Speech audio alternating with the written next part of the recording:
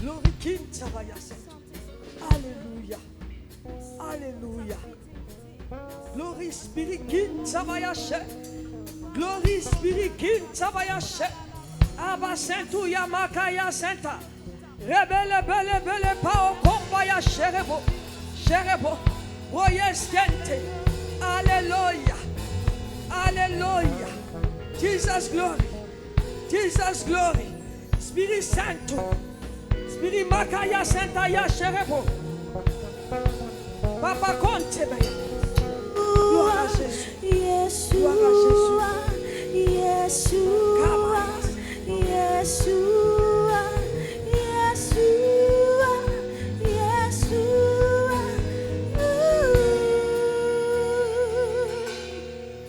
Merci pour ta présence, Seigneur. Alléluia. Merci Saint-Esprit pour ta présence. Saint-Esprit de Dieu. Gloire à Jésus. Merci Seigneur. Merci Jésus. L'esprit du prophète est soumis au prophète. Alléluia. Gloire à Jésus. Que le nom de notre Seigneur soit béni. Alléluia. Rebo Chérebo. Gloire à Jésus. Gloire à Jésus. Merci Saint-Esprit. Alléluia. Que le nom du Seigneur soit béni. Alléluia. Alléluia. Merci Seigneur. Avant qu'on ne prie pour la parole, je vais demander à notre frère Yao de commencer à prêter la lecture dans le livre de Rois. Alors tu vas aller lire déjà 1 Roi 17 verset 1 et 1 Roi 18 verset 30. Gloire à Jésus. Merci Saint-Esprit. Alléluia. Bien-aimés, soyez bénis dans la maison de votre Père. Toute la gloire revienne à Jésus. Aux nouvelles personnes parmi nous, nous souhaitons la chaleureuse bienvenue. Que la vie de Christ coule en nous en ce matin. Alléluia. Je ne sais pas comment tu es venu en ce matin, je ne sais pas. Mais le Saint-Esprit, il sait, il voit, il peut. À lui, rien n'est impossible. Et nous avons un Dieu à qui rien n'échappe au contrôle en ce matin. Alléluia. Nous élevons la voix et nous recommandons ce moment à la mouvance de l'Esprit de Dieu. Nous demandons au Saint-Esprit de venir prendre le contrôle de ce lieu, de ce moment. Tendre Père, merci pour ta sainte présence. La Bible dit, tu es avec nous jusqu'à la fin des temps. Et nous venons à toi au nom puissant de Jésus-Christ de Nazareth. Tu sais combien nous sommes faibles. Tu sais combien nous ne pouvons rien sans toi. Et moi la première. Alors Saint-Esprit, nous t'implorons. Nous implorons ta miséricorde en ce moment même. Viens régner en ce lieu qui t'a été soumis. Ce temple t'a été consacré. Ce lieu est devenu redoutable. C'est pourquoi en ce matin, nous prions que tout ce qui n'est point de toi, que tout vent contraire à l'Esprit de Dieu, que tout esprit d'assoupissement, de sorcellerie, tout esprit de mysticisme, plie bagage et quitte ce lieu maintenant au nom de Jésus. La Bible déclare que Satan, tu n'as point de part, tu n'as point de promesse, tu n'as point de souvenir lorsque l'assemblée des saints se tient. Alors éloigne-toi de nous maintenant même. Et j'appelle maintenant à l'obéissance de la présence de Dieu toute pensée en captivité. J'ordonne maintenant le renouvellement des esprits et des pensées. J'ordonne maintenant que cœur, esprit, âme et corps, nous soyons focalisés sur le trône de grâce. Nous soyons focalisés sur cette table qui nous invite en ce matin. Nous soyons focalisés sur la parole de vie au travers de laquelle notre Dieu va nous restaurer encore en ce matin. Que le nom de notre Seigneur soit béni, bien-aimé. Que le nom de Jésus soit béni. Merci Saint-Esprit d'être avec nous. Nous honorons ta présence, nous chérissons ta présence, nous apprécions ta présence, Esprit de Dieu. Nous croyons en ta présence et nous savons lorsque tu es là et que tu te manifestes, rien n'est plus comme avant. Nous prions maintenant que tous les autres noms se taisent et que le nom de Jésus seul, le nom de Jésus seul soit glorifié en ce matin. Père, me voici, pauvre servante au devant de toi. La Bible dit, tu prends les choses viles pour confondre les forts et le monde. Je ne peux rien sans toi, je ne suis rien, je n'ai rien. Père, je ne suis qu'une simple servante qui à la fin de la journée est inutile. Alors je prie en ce matin que toute la gloire de ce moment te soit rendue. Je viens déposer devant ton trône ce moment de louange. Je viens déposer l'adoration. Je viens déposer ce partage de la Sainte Seine. Je viens déposer ce peuple qui t'appartient. Je viens déposer la parole à tes pieds. Parle, Seigneur. tes serviteurs et tes servantes écoutent. Fais-nous du bien parce que tu es Dieu. Merci pour ta présence. Merci pour ta présence. Merci pour ta présence. Laisse-nous boire la source céleste avec toi en ce matin encore. Toute la semaine, nous avons bu, Père éternel, à la source terrestre. L'heure a sonné. Nous voulons maintenant boire à la source terrestre, à la source céleste plutôt. Là où, Père, tu rassasies nos cœurs, nos âmes, Père.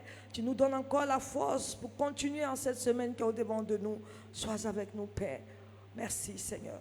Que toute la gloire te soit rendue, que toute l'honneur te soit rendu. Toi qui vis éternellement au nom de Jésus. Que quelqu'un dise Amen. Alléluia. Gloire à Jésus. Gloire à Jésus. Amen, amen. Que le nom de notre Seigneur soit béni. Alléluia. Sans plus tarder, nous allons partir dans la parole de Dieu. Le thème du message aujourd'hui, ça a été déjà annoncé sur le groupe de l'église, c'est rebâtir les autels de l'Éternel. Alléluia. Avec pour un grand thème, selon ce que Dieu nous a inspiré, la restauration. Amen, amen. Et ce matin, nous allons parler d'autel et nous allons parler du rétablissement de l'autel de Dieu dans nos vies. Amen. Alors, nous écoutons notre frère Yao qui nous envoie dans la lecture, dans le livre de 1 Roi 17, au verset 1. 1 Roi 17, verset 1. Élie, le Tishbite, l'un des habitants de Galade, dit à Akab, l'Éternel est vivant, le Dieu d'Israël, dont je suis le serviteur. Il n'y aura ces années il n'y aura ces années-ci ni rosée ni pluie, sinon à ma parole. Amen. Chapitre 18, verset 30. Chapitre 18, verset 30 dit ceci. Élie dit alors à tout le peuple, approchez-vous de moi. Tout le peuple s'approcha de lui. Et Élie rétablit l'autel de l'Éternel qui avait été renversé. Amen. Est-ce qu'on peut acclamer la parole de notre Dieu? Alléluia. Alléluia. Pour plus de compréhension, bien aimé, aimez la lecture de la Bible. Lorsque vous irez lire le livre de 1 Roi, les versets 17 et 18 en intégralité, c'est une longue lecture, vous allez comprendre ce dont on va parler. Alléluia. Vous connaissez toute l'histoire d'Élie face au prophète de Baal. Amen. Nous allons parler de comment est-ce que ça a commencé et pourquoi le peuple d'Israël en était arrivé là. Alléluia. Élie est un prophète que moi je qualifie de prophète un peu bizarre. Il a apparu de nulle part. Il a un loup nom, Tishbite. Alléluia. Il dit qu'il c'est lui, il est le serviteur de l'Éternel. Et cette histoire se déroule au temps d'un roi. Amen, amen. Un roi nommé Akab. Alléluia. Akab, un roi, le roi d'Israël, du peuple d'Israël, s'était mis en alliance, avait épousé une femme. Et la femme qu'il a épousée, elle a vraiment un vilain nom. En ce jour, je ne sais pas quelle maman peut appeler sa fille Jézabel. Ça ne peut pas exister. Même une maman dans le monde même, elle ne va jamais appeler sa fille Jézabel. Et le roi Akab s'est mis en alliance avec Jézabel, la fille du roi de Sidon, des Sidoniens. Quand on parle de Sidon, ce sont des païens, des peuples païens. Maintenant, tu allais te mettre en alliance avec une femme qui a pour père un roi d'un peuple païen, qui ont leur adoration et notamment Baal. Alléluia. Et bizarrement, voyez, quand il y a quelqu'un à la tête, il y a une onction qui découle généralement de la tête. Bon, comme le roi a pris la païenne, et que le roi maintenant a commencé à marcher selon ce que sa femme va lui dire, selon les dieux de sa femme, le roi Akab a commencé à vivre dans le désordre. Alléluia. Il a commencé à adorer les dieux de Jézabel, les dieux des Sidoniens. Alléluia. Et s'il y a quelque chose dont Dieu a horreur, s'il y a quelque chose dont Dieu ne veut pas entendre parler, c'est l'idolâtrie. C'est-à-dire abandonner le Dieu véritable et aller te mettre devant combien, devant cailloux, devant petit forêt, petit canari au village. Dieu a horreur de ces choses-là. Alléluia. Donc, à cause de ce roi et de sa femme, le peuple tout entier a commencé à vivre dans le péché.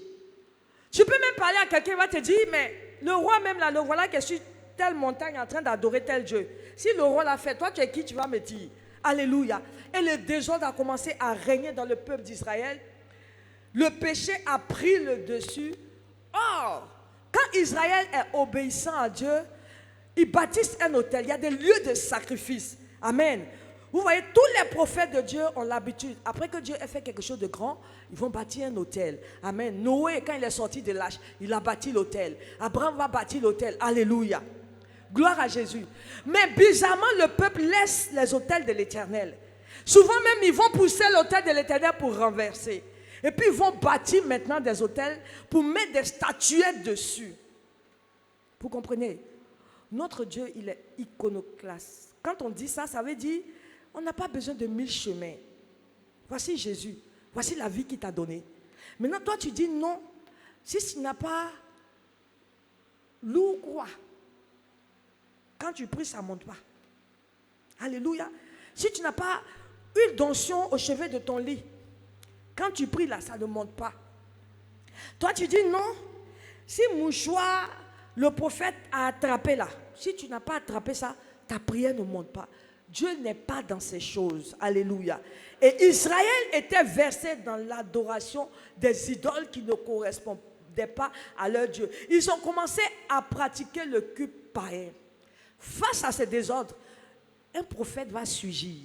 Il a dit ici, Élie le Tishbite, l'un des habitants de Galade, il a dit à Akab le roi, il dit, l'Éternel est vivant. Le Dieu d'Israël dont je suis le serviteur, il n'y aura ces années ni rosée, ni pluie, sinon à ma parole. Pendant que les autres étaient dans l'idolâtrie, Élie avait encore l'autel de l'Éternel devant sa face. Élie continuait à prier son Dieu. Et Élie était mortifié au-dedans de lui face à tout ce qui se passait en Israël. Il voyait dans les rues d'Israël comment les gens pouvaient se prostituer à cause des idoles. Alléluia. Gloire à Jésus.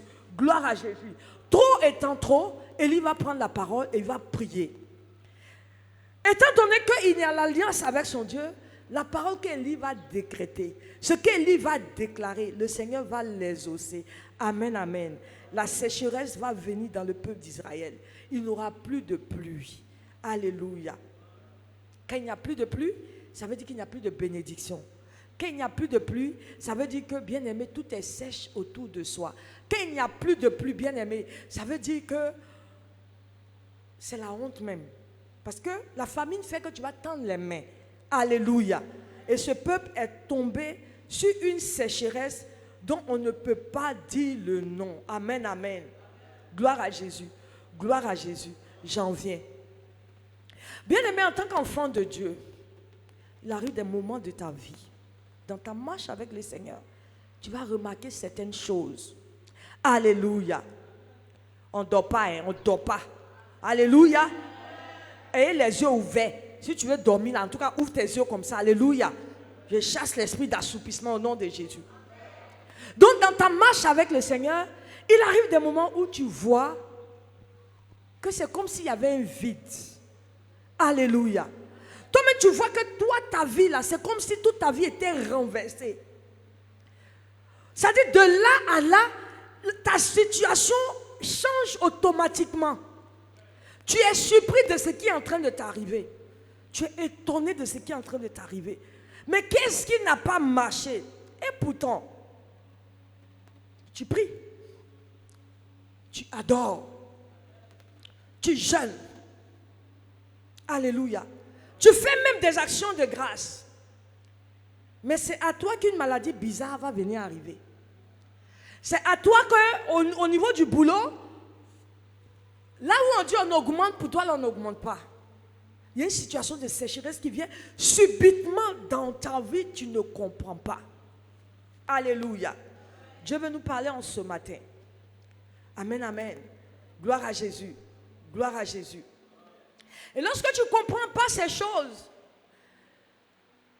il t'est difficile de trouver le point qui va t'amener à la résolution de ce qui ne va pas dans ta vie.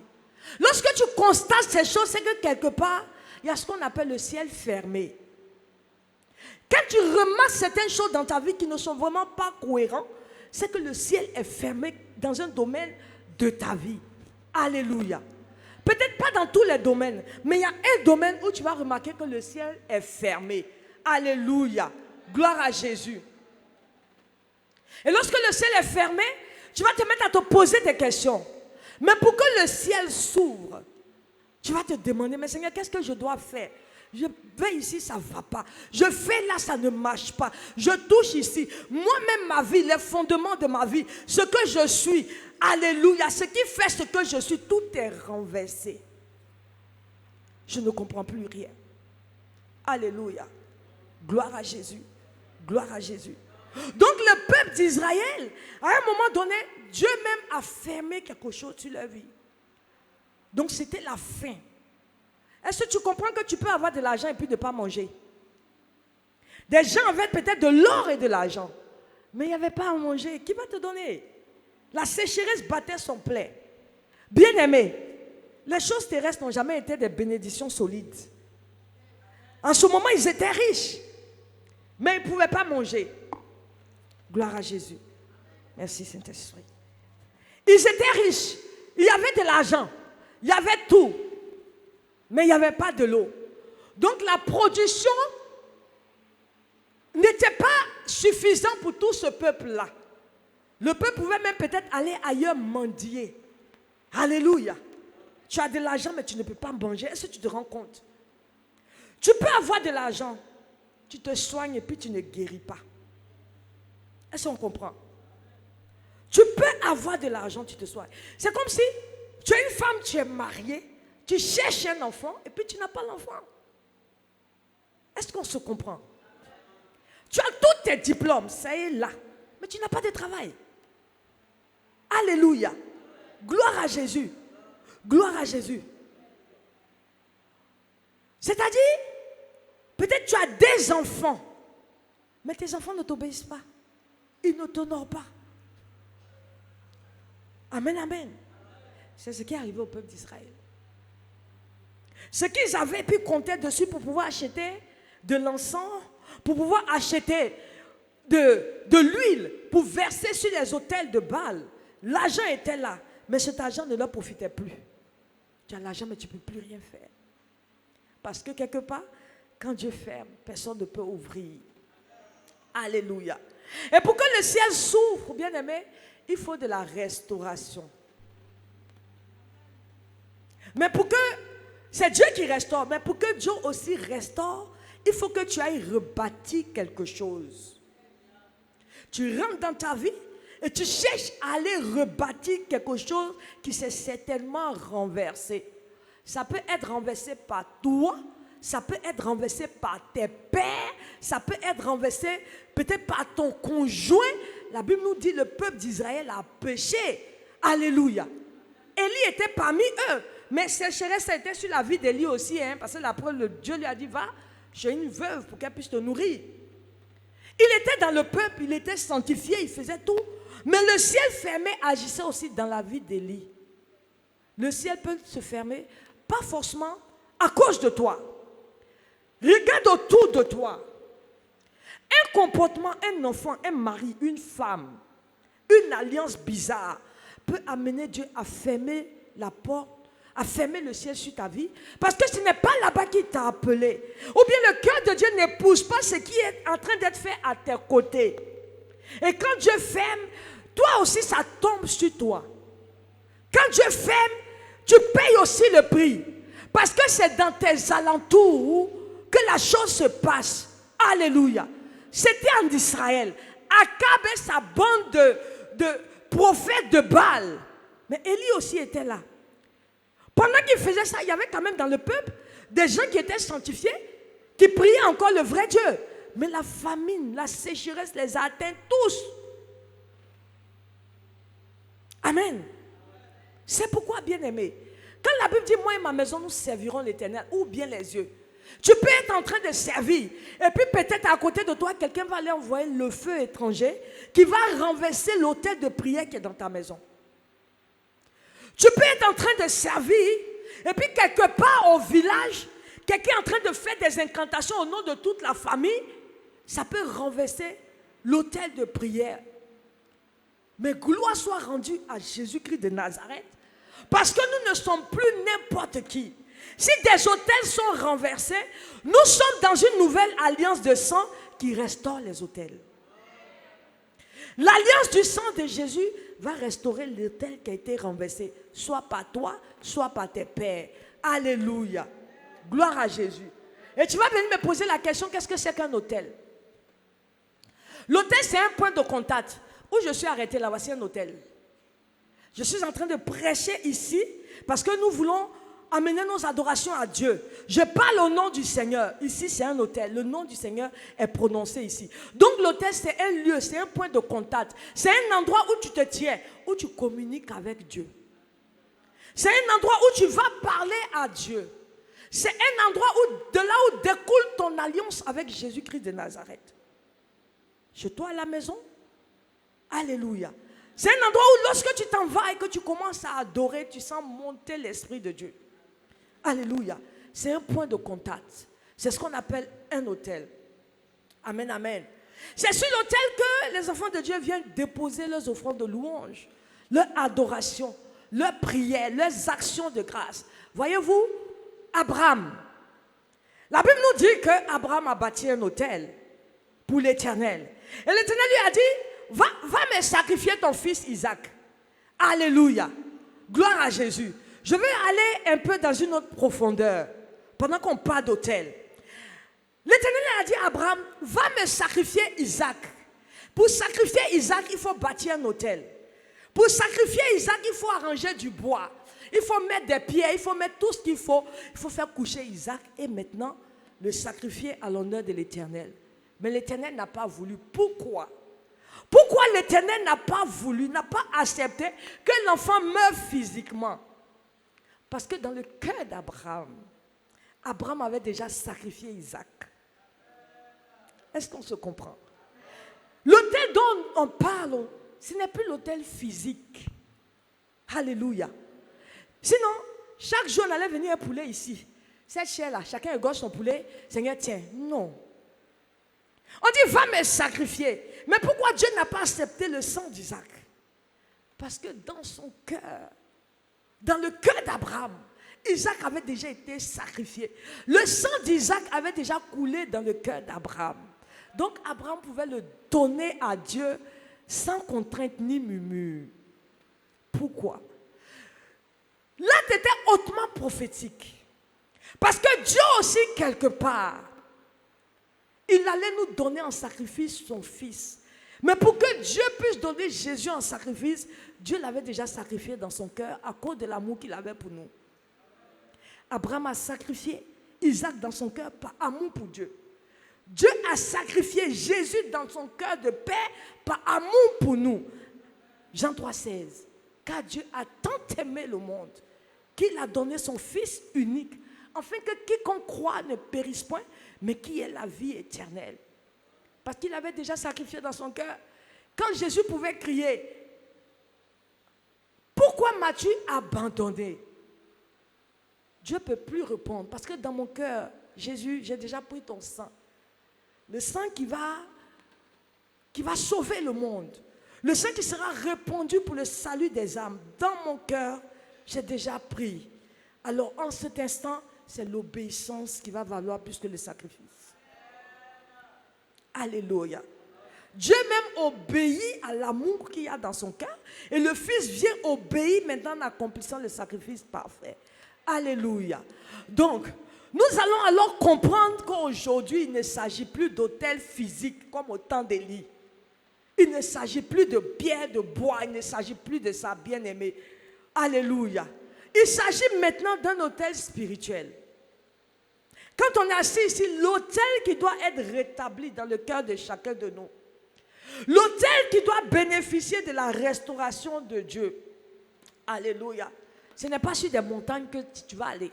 Tu ne vas pas aller dans des vallées. Tu ne vas pas aller, je ne sais pas, dans de l'eau. Amen, amen. Ce que Dieu veut rétablir en toi aujourd'hui, c'est un lieu idéal. Le lieu où son cœur prend plaisir en t'entendre. Le lieu où tu manifestes tout ton amour pour Dieu. C'est le centre de ton cœur.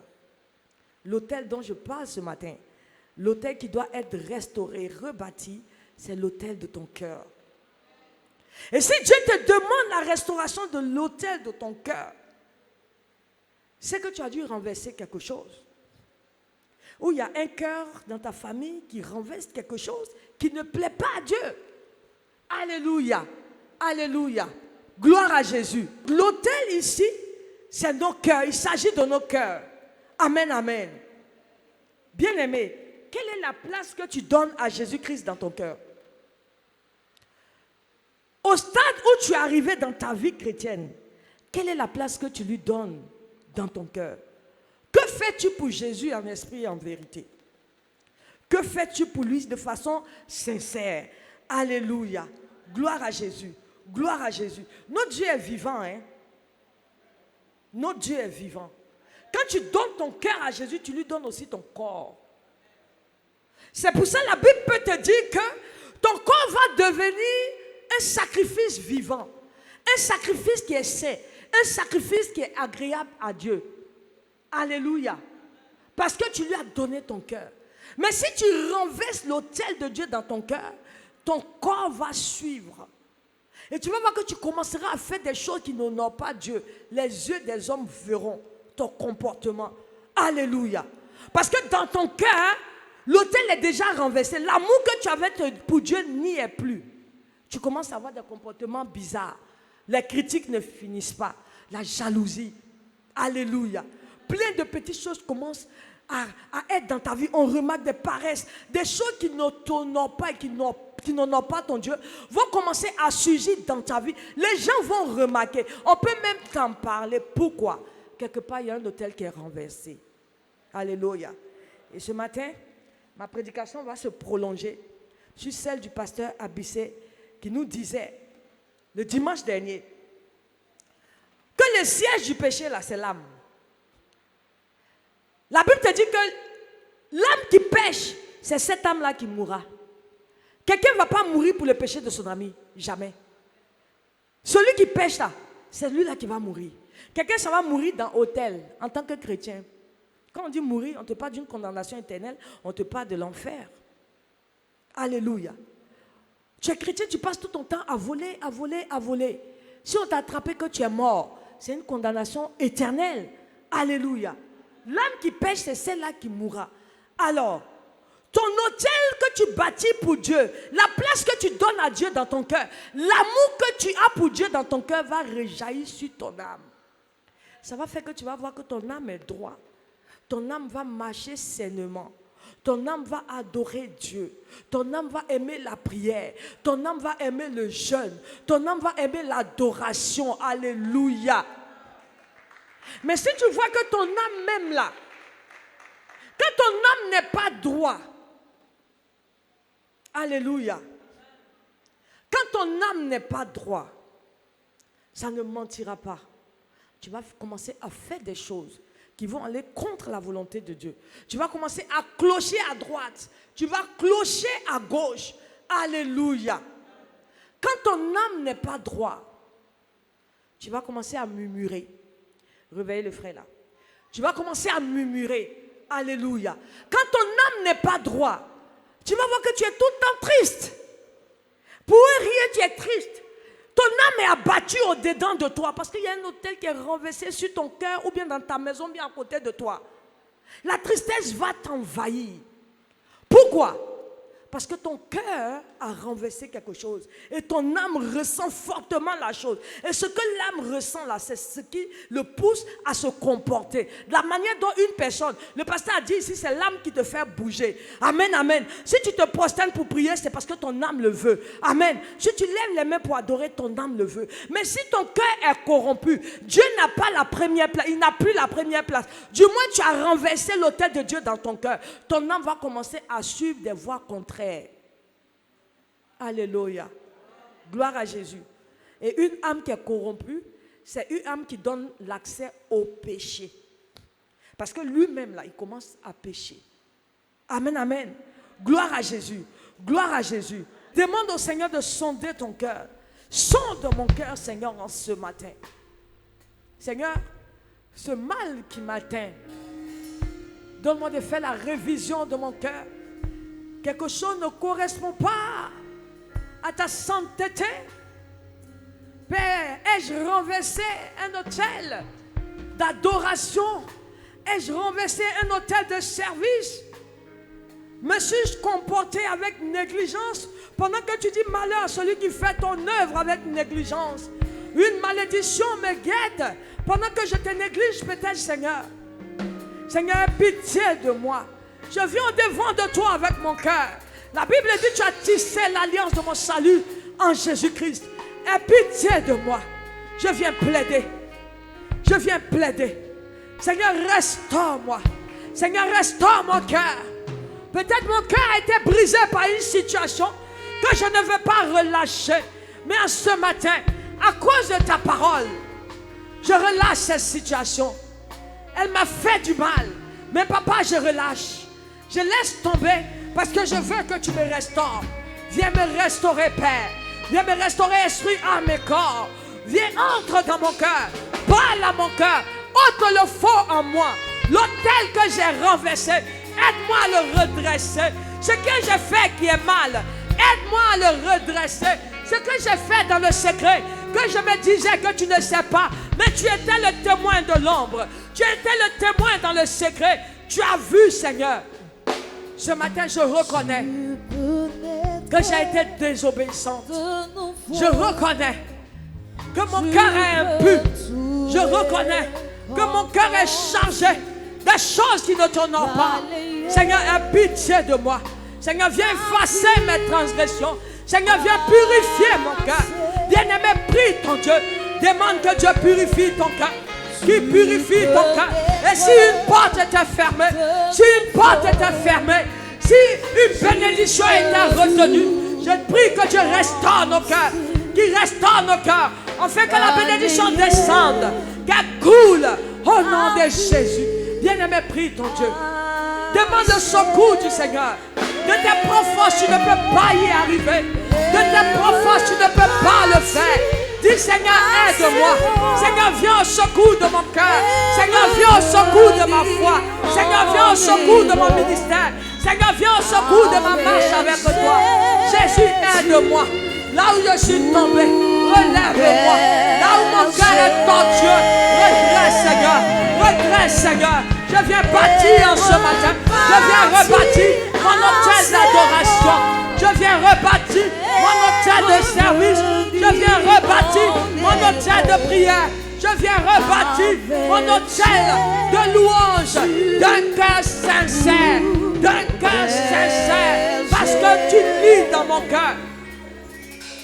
Jésus, parce que tu lis dans nos cœurs. Le mal que je pensais pour mon frère, le mal que je pensais pour ma soeur, Seigneur, tu as vu, je te demande pardon. Seigneur, aie compassion de mon cœur. Jésus, viens restaurer mon cœur. Mon cœur a péché. Mon cœur a péché. Alléluia. Alléluia. Gloire à Jésus. Pendant que tu as demandé au Seigneur de venir restaurer ton cœur, tu vas appeler la présence, le secours plutôt de l'Esprit de Dieu. Demande au Saint-Esprit de venir à ton secours. La vie dont tu rêves, ce à quoi tu aspires, parce que Dieu lit dans ton cœur. Il sait le moment favorable. Peut-être qu'il attend. Il attend que quelque chose change en toi. Il attend que tu changes ton cœur, que tu laisses tomber. Il attend que tu quittes. Il attend que tu te sépares. Dieu attend que tu renonces. Dieu attend que tu sois vrai. Dieu attend que tu sois sincère.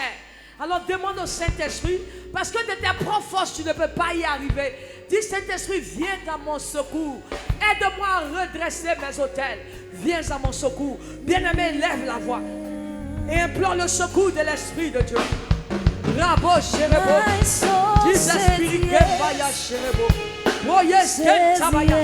Quand tabaya Saint-Tout. Saint-Esprit de Dieu. Esprit du Dieu vivant. Esprit de feu. Viens au secours du peuple de la maison. Viens à notre secours. Je viens à toi. Toi qui sais tout. J'ai besoin de ta force. De mes propres forces, je ne peux pas y arriver. Je n'ai pas la force de renoncer. Je n'ai pas la force de me séparer. Je n'ai pas la force d'arrêter. Je n'ai pas la force de quitter. Saint-Esprit, viens à